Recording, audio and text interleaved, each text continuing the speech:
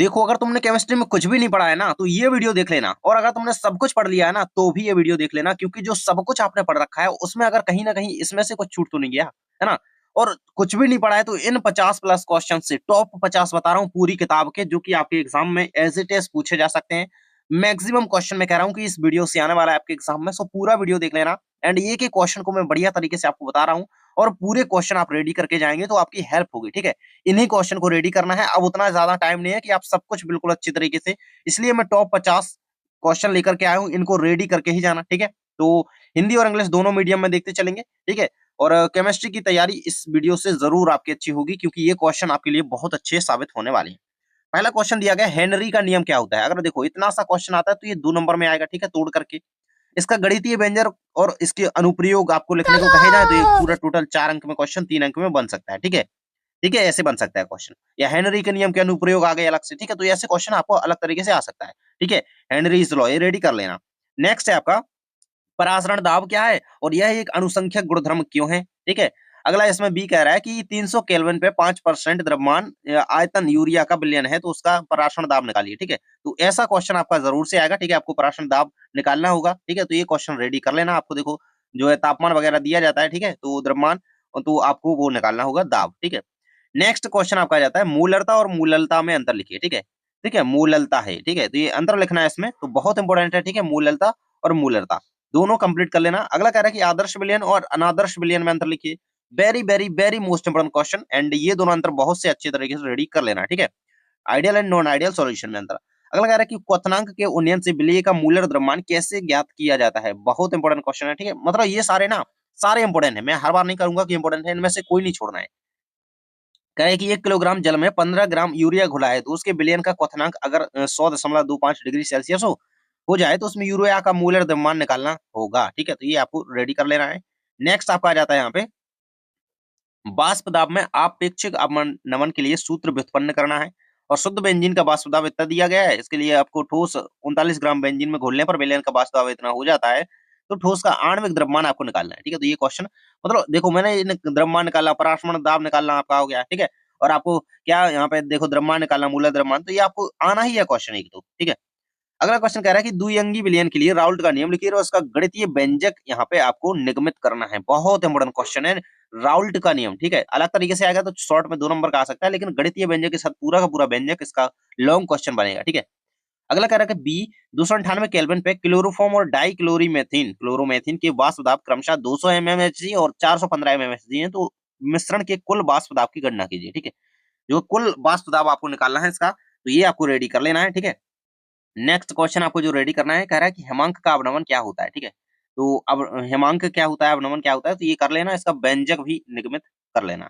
अगला है 500 ग्राम जल में 3 ग्राम यूरिया और x ग्राम ग्लूकोज है, विलयन का हेमांक इतना इतना इतना है, तो x का मान निकालिए, ठीक है। तो बहुत इंपॉर्टेंट है, ठीक है। तो ये रेडी कर लेना है आपको। अगला क्वेश्चन कह रहा है कि नॉन समीकरण लिखना है, ठीक है। नॉन समीकरण क्या है, इसका एक अनुप्रयोग भी लिखिए, बहुत इंपॉर्टेंट चीज। अलग तरीके से अगर समीकरण लिखने को आए, तो ये ऑब्जेक्टिव में कई बार बना हुआ क्वेश्चन है, ठीक है। सही जोड़ी वगैरह में बन जाता है, किसी भी प्रकार से आ सकता है, तो नन समीकरण याद कर लेना, अनुप्रयोग इसके याद कर लेना मेनली, तो ठीक है। अगला कह रहे हैं कि लवण सेतु क्या है ना, सॉल्ट ब्रश, एंड इसके 2 फंक्शन लिखने हैं, 2 फंक्शन लिखने हैं इसके कार्य, बिल्कुल से याद कर लेना, ठीक है। बहुत इंपॉर्टेंट चीज है।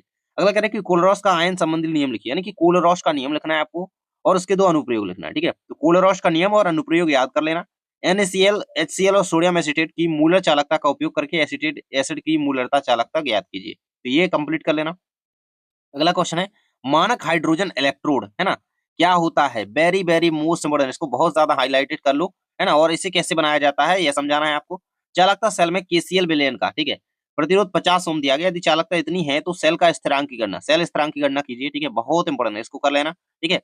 दोनों मीडियम में आप देख सकते हो। अगला कह रहा है कि डेनियल सेल का नामांकित चित्र बनाइए, डेनियल सेल के लिए मानक सेल विभव की गणना कीजिए, ठीक है।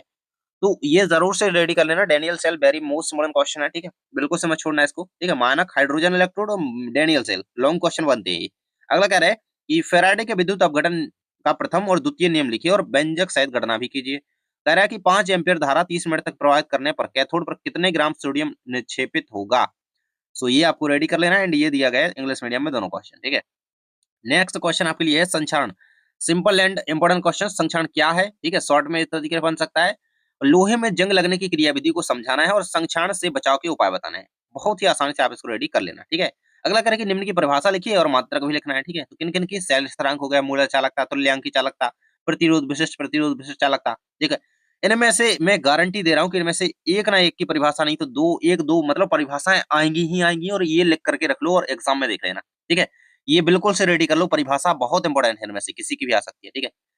तो ये कर लेना, ठीक है। इनमें अंतर बन सकता है विशिष्ट प्रतिरोध और विशिष्ट चालकता में, ठीक है। तो ऐसे क्वेश्चन करे जाते हैं। अगर आप एक बार परिभाषा कर लोगे इनकी, तो अंतर-वंतर कुछ भी आ जाए, फिर तो कर ही दोगे।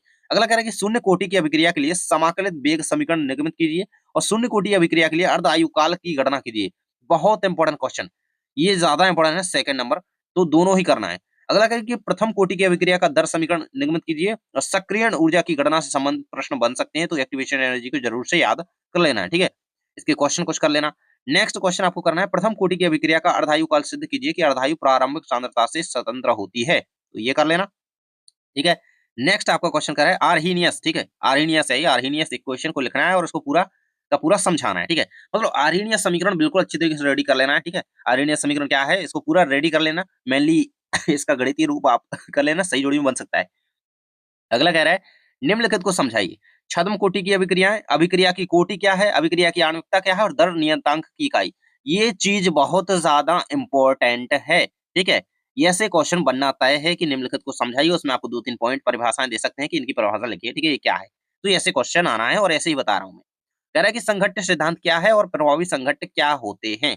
कर लेना ये वाला क्वेश्चन। अगला कह रहा है कि अभिक्रिया की दर को प्रभावित करने वाले कारक को बताइए, समझाइए। प्रथम कोटि अभिक्रिया के लिए आधा होने में लगा समय निकालना, ठीक है। इससे रिलेटेड कुछ क्वेश्चन हो सकते हैं।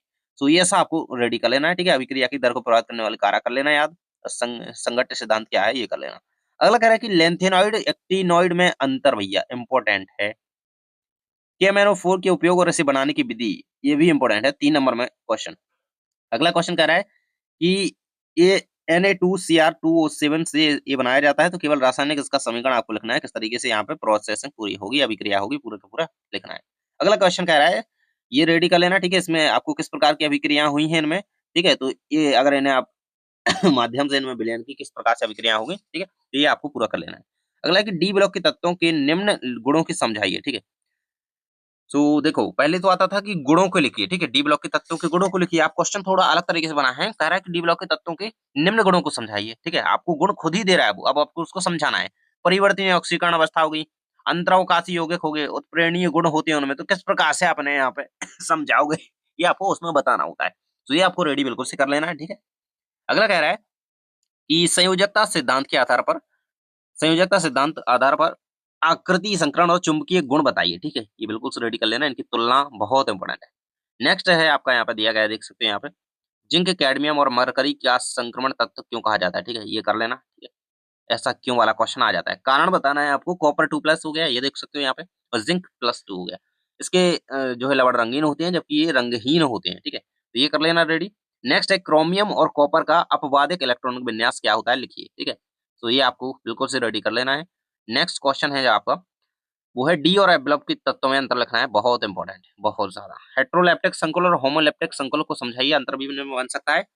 नेक्स्ट क्वेश्चन जो रेडी करना है आपको, निम्नलिखित समावयवताओं को समझाइए। वंदनीय समावयवता, उप संयोजन समावयवता, आयनन और विलायक संयोजन, ठीक है। तो ये रेडी बिल्कुल से कर लेना है, ठीक है। ये समावयवता से क्वेश्चन आता है। अगला कह रहा है कि उप संयोजन संख्या को समझाइए और कीलेट क्या होता है। ये शॉर्ट फॉर्म में ये क्वेश्चन बहुत ज्यादा इंपॉर्टेंट है। द्विक लवण और संकुल लवण में 2 अंतर लिखिए, ठीक है। टेलुरोबेंजीन की निम्न अभिक्रियाओं को समझाइए। नाइट्रीकरण हो गया, सल्फोनीकरण हो गया, फ्रीडल क्राफ्ट और फिटिंग अभिक्रिया, ठीक है। तो ये जो अभिक्रिया हैं, इनमें से एक छप रही है आपके एग्जाम में, जाकर के एग्जाम के लिए रेडी कर लो अच्छी तरीके से, बिल्कुल से, ठीक है। अभिक्रिया नहीं छोड़नी है, क्योंकि क्वेश्चन आता है, हर साल आता है। नेक्स्ट कह रहा है कि प्रभावी परमाणु भार को समझाइए, ठीक है। इफेक्टिव एटॉमिक नंबर EN को समझाना है। नेक्स्ट है SN1 और SN2 क्रियाविधि में अंतर लिखिए, वेरी वेरी मोस्ट, ठीक है। इनकी क्रियाविधि भी आ सकती है अंतर ना करके, ठीक है। तो दोनों तरीके से कंप्लीट करना है। नेक्स्ट है इन अभिक्रियाओं के केवल समीकरण लिखिए। उनसीडर अभिक्रिया, ठीक है। फिंक्सलीन अभिक्रिया, वुड्स वुड्स फिटिंग अभिक्रिया और फिटिंग और सेंडमेयर अभिक्रिया, ठीक है। सेंडमेयर बिल्कुल से मत छोड़ना। कंसीडर अभिक्रिया हो गई, फिंक्सलीन हो गई, वुड्स अभिक्रिया हो गई, वुड्स फिटिंग अभिक्रिया हो गई, बहुत इंपॉर्टेंट है ये। अभिक्रिया की क्रियाविधि का रासायनिक समीकरण और 2 विशेषताएं लिखिए और SN1 क्रियाविधि को पहचानना और समझाने से रिलेटेड क्वेश्चन हो सकता है। तो यहाँ पे अभिक्रिया की क्रियाविधि के लिए जो विशेषताएं हो सकती हैं, समीकरण हो सकता है, वो रेडी कर लेना। नेक्स्ट क्वेश्चन कह रहा है कि निम्नलिखित परिवर्तन कीजिए। ठीक है, तो इथेनॉल से डाईएथिल ईथर, ग्लूकोज से इथेनॉल, इथेनॉल से एथिल एसीटेट, फिनॉल से बेंजीन, बेंजीन से बेंजोइक एसिड। ठीक है, तो किस किस प्रकार से देखो दूसरी अभिक्रिया इसमें होगी। ठीक है, परिवर्तन होगा इससे ये बनाने के लिए, किस प्रकार की अभिक्रिया होगी, क्या क्या प्रोसेस पूरी, तो वो आपको अभिक्रिया यहाँ पे रेडी कर लेनी है। क्वेश्चन ऐसा आता ही है कि इससे ये बनाने के लिए क्या आपका परिवर्तन, क्या चेंजेस, क्या पूरा, तो ये पूरा रेडी आपको करना होगा। ठीक है, तो इथेनॉल से डाईएथिल ईथर हो गया। ठीक है, ये सारे इंपॉर्टेंट है, पूरे करने हैं। नेक्स्ट आ जाता है आपका पॉलीहेलोजन यौगिकों। ठीक है, जिसमें क्लोरोफॉर्म हो गया, आपका कार्बन टेट्राक्लोराइड, डीडीटी के इसके गुण हो गया, उपयोग हो गया, हानियां बताइए। बहुत ज्यादा इंपॉर्टेंट है। डीडीटी का फुल फॉर्म भी आप जल्दी से कमेंट सेक्शन में बता दीजिए। ठीक है, डीडीटी का फुल फॉर्म क्या होता है सभी लोग बताएं, क्योंकि बहुत ज्यादा इंपॉर्टेंट क्वेश्चन है, ये ऑब्जेक्टिव में बनता है। इसके गुण वगैरह, उपयोग और हानियां, ठीक है, क्लोरोफॉर्म की, टेट्राक्लोराइड की, ये रेडी कर लेना। नेक्स्ट आपको जो रेडी करना है क्वेश्चन, ल्यूकास अभिक्रमक क्या है। Very very most important question. प्राथमिक, द्वितीयक और तृतीयक एल्कोहल की पहचान में इसका उपयोग समझाइए। ल्यूकास अभिक्रमक रेडी करके ही जाना है। एल्डिहाइड का रजत दर्पण परीक्षण को समझाइए। ठीक है, एल्डिहाइड के रजत दर्पण परीक्षण जो सिल्वर मेडल टेस्ट है इसका, वो आपको समझाना, ये रेडी कर लेना है। नेक्स्ट कह रहा है कि निम्न नेमिंग रिएक्शंस को समझाइए। आयोडोफॉर्म अभिक्रिया हो गई, आयोडोफॉर्म टेस्ट हो गया। ठीक है, इसको समझाना है। रोजरमुंड अपचयन हो गया, गेटर मान कोच संश्लेषण, पर्किन अभिक्रिया हो गई, very very most important Perkin. ठीक है, पर्किन अभिक्रिया बहुत ज्यादा इंपोर्टेंट है। ठीक है, एचबीजी अभिक्रिया, हाफमैन ब्रोमाइड अभिक्रिया, ग्रेबियल थेरामाइड अभिक्रिया, एल्डोन संगठन। ठीक है, तो ये कुछ अभिक्रियाएं दी गई हैं, रिएक्शंस। ठीक है, ये रेडी करनी है। नेक्स्ट है कि क्या होता है जब प्रोपेनेन की ग्रिग्नार्ड अभिक्रिया से, अभिक्रमक से क्रिया फॉर्मेल्डिहाइड की कैनिजारो अभिक्रिया एथिल अल्कोहल की सांद्र सुरमा एसिटिक अम्ल से क्रिया कराई जाती है, तो क्या होता है। तो ये आपको बिल्कुल से समझाना है, इसका समीकरण आपको देना है एक तरीके से। ठीक है, तो ये रेडी करना है। नेक्स्ट आपको क्वेश्चन देख लेना है कि फिनॉल से निम्न को कैसे प्राप्त करेंगे।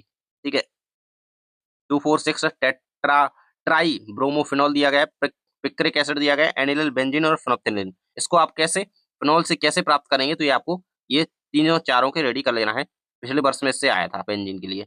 अगर प्राथमिक, द्वितीयक और तृतीयक अमीनों में विभेद कैसे करेंगे, तो इसके लिए कार्बोलैमिन अभिक्रिया, ठीक है, हिंसवर्ग अभिक्रमक, ये पूरा आपको क्वेश्चन रेडी कर लेना है। नेक्स्ट क्वेश्चन है कि कार्बोहाइड्रेट, मोनोसेक्राइड, ओलिगोसेक्राइड्स यानी कि डाइसेक्राइड और पॉलीसेक्राइड में अंतर बताइए। ठीक है, ये कार्बोहाइड्रेट के प्रकार होते हैं, मोनो, डाई, ओलिगो। ठीक है, तो पॉली, तो इनमें आपको क्या करना है, अंतर याद करना है, बहुत इंपॉर्टेंट है। ठीक है, इनमें आपको विभेद कर लेना है। ठीक है, नेक्स्ट कह रहा है कि प्रोटीन की द्वितीयक संरचना को अल्फा हेलिक्स और बीटा प्लेटेड शीट के आधार पर समझाइए। ये भी रेडी कर लेना है, प्रोटीन की द्वितीयक संरचना।